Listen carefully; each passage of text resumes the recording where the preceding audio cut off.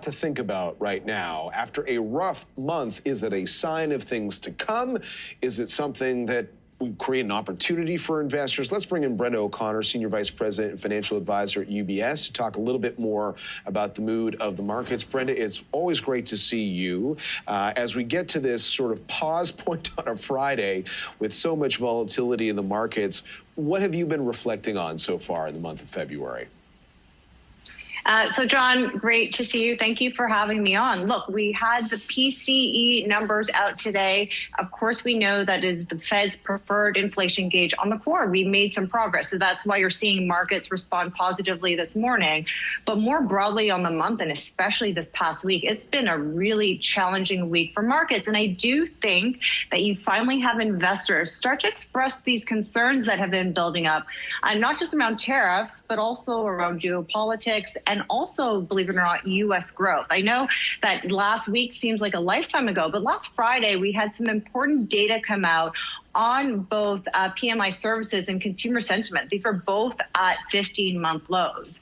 I do think it is important for investors to keep in mind of two things, John. Number one, on tariffs, I know that this is going to be controversial, but even though we have an increase on Chinese imports by 10%, none of the other proposed tariffs have been enacted yet. And I say that with a lot of sensitivity, particularly to this Canadian audience, knowing that March 4th is around the corner. I would also say that we have to keep in mind that this administration, at least for the midterm, is still going to be focused on both inflation and growth. So there is a talk about a potential Trump policy put that we're circulating in conversations.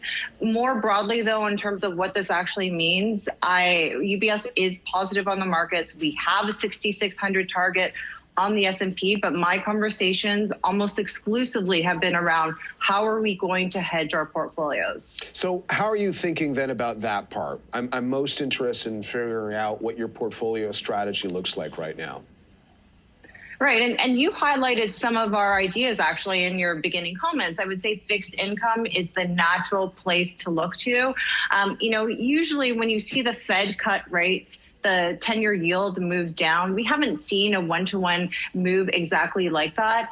And I just think that holistically, fixed income is a better trade versus equity markets right now. And I'm not even talking about the uncertainty. I'm also talking about the fact that we've had 2 consecutive years of the S&P being up over 20%. I think the more attractive trade is within fixed income. Within fixed income, I would look towards treasuries at the 5-year level. I would also look to high quality investment grade corporates. Here you're getting yields of 5.4%, which frankly is attractive. And I think that that's going to help as a buffer in portfolios alongside some other ideas that I'm looking at, like gold or even real estate, believe it or not. All right, well, let's go through those ones too. I mean, gold has obviously had a very shiny positive run recently. And I wonder, when you have an argument around, oh, tech stocks have had, not your argument, I'm just saying, but people say, hey, tech stocks, they've gone up a lot. Can they continue to go up? Gold's gone up a lot. Why can it continue to go up, do you think? Right. And John, you and I talked about gold a lot last year, and it was one of my preferred trades.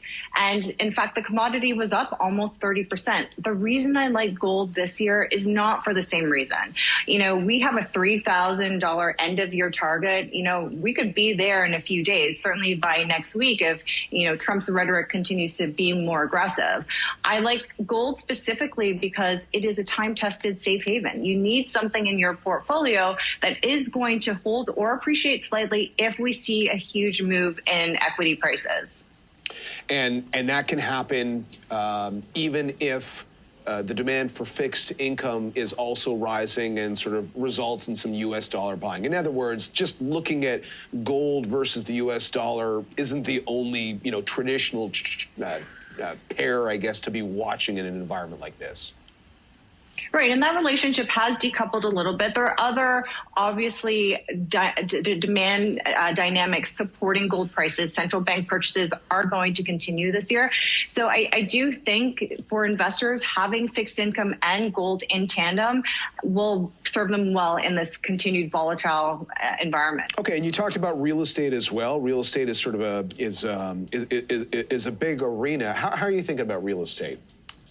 Right. And John, no surprise, real estate has been this ugly stepchild of the asset allocation mix for a few years now, really because, real estate doesn't historically do well when you have rising rates. There are also some other demand dynamic shifts and really some structural issues in some of those sub asset classes within real estate, particularly office.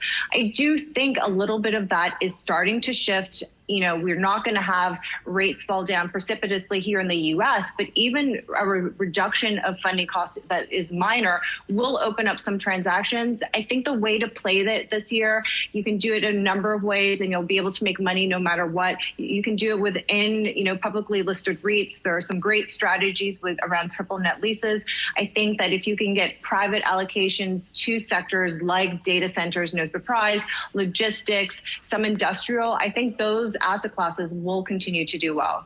And then just coming back, really helpful stuff, Brenda. What would you say to the people who are wondering about tech? I had a guest last hour who made the argument that this is almost validation that we were in an AI bubble. And I can understand why that sentiment exists. But even this week, it was very interesting to look at NVIDIA's results, where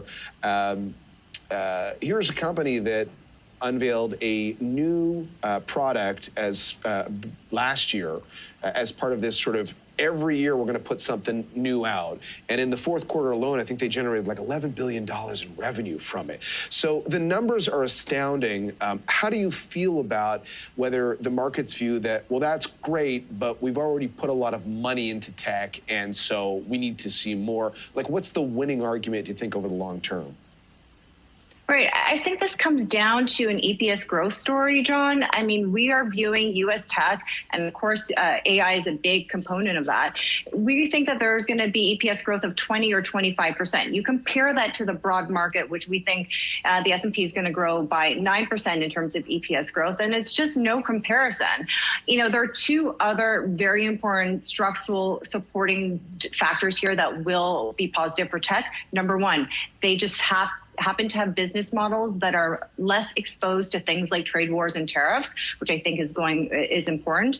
And then I also think that there is a potential tailwind here that not as many people are talking about from a policy perspective. We've heard Musk, we've heard Trump talk about, reinvigorating and allocating capital to U.S. tech and innovation. And I think some of those big names in the NASDAQ could be a beneficiary of that. Okay, so the bottom line, Brenda, is when you're talking to clients right now, you're still constructive on the tech opportunity long term, but in light of what's been happening recently, you're also looking at the benefits of having fixed income exposure or continued gold exposure, or even to your earlier point, look at what's happening with opportunities in real estate. Exactly. We are constructive on equities, but investors more so now than, frankly, in the last few years, have to think about other asset classes and stocks. They have to have those components that are traditional hedges in an asset allocation, or they're going to feel the pain in the coming months. Brenda, great to have you with us. Can't thank you enough for joining us on this Friday.